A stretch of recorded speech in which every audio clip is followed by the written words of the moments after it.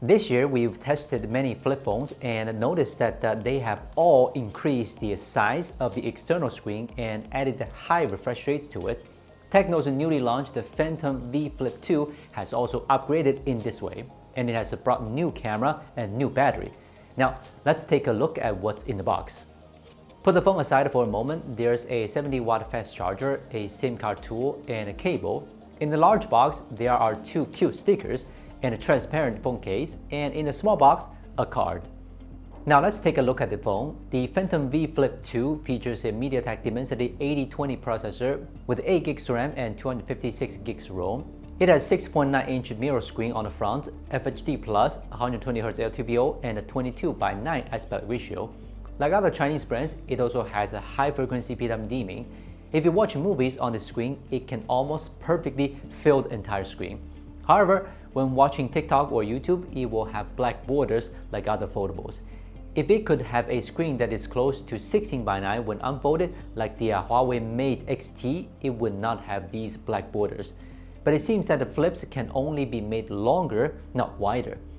Okay, back to the V Flip 2. In terms of the crease many people cares about, TECNO has also handled it very well, and it's almost invisible under normal circumstances unless you look at it from a very tricky angle. On the top, you can also find that this phone has a Dolby Atmos certification, and the sound effect is surprisingly good, which is comparable to the Xiaomi 14.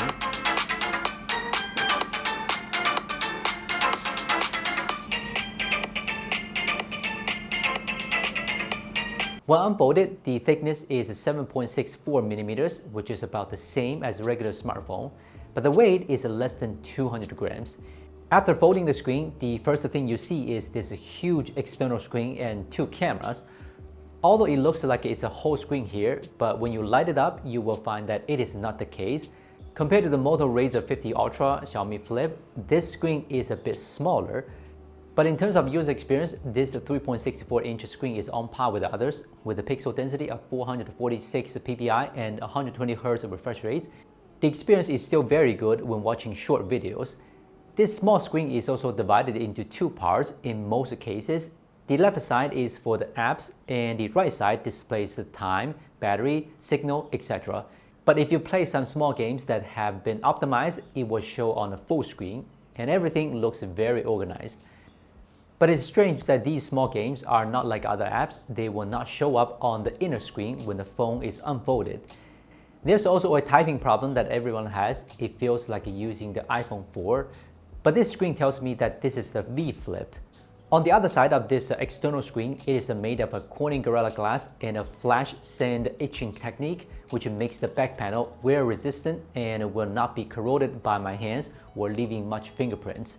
This time, the V Flip offers two color schemes, Moon Dust Gray and Travertine Green. We got the Travertine Green, and you can see that there is a marble-like texture inside.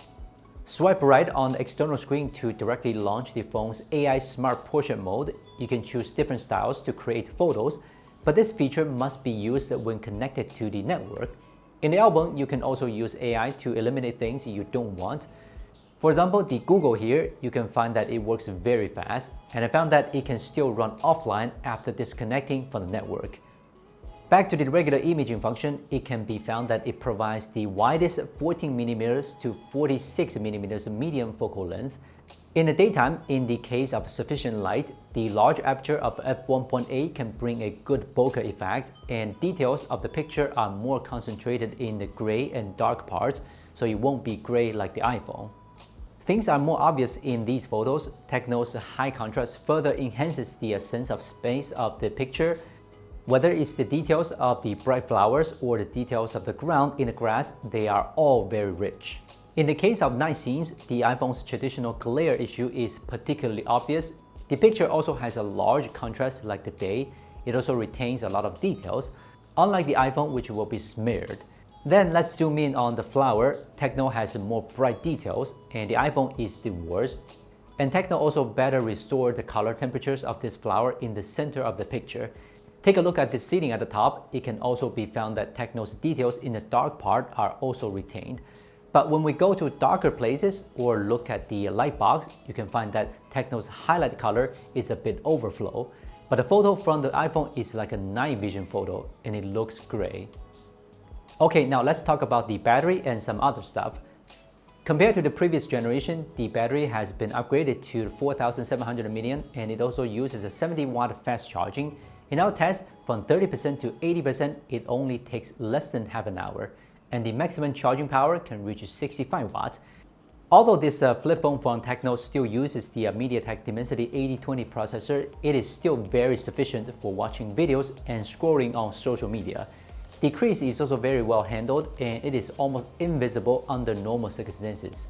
The phone supports AI Smart Portrait mode, which can be used when connected to the network to choose different styles for photo creation. In the album, you can also use AI to eliminate things you don't want. The speaker-certified Dolby Atmos has a good sound effect.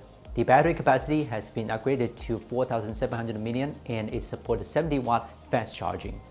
Although the SoC has not been upgraded, referring to the last generation's price, I think this flip is still very competitive in this market. If you are interested in this one, you can check the link down below. I'm Will from Gizmochina. See you next time.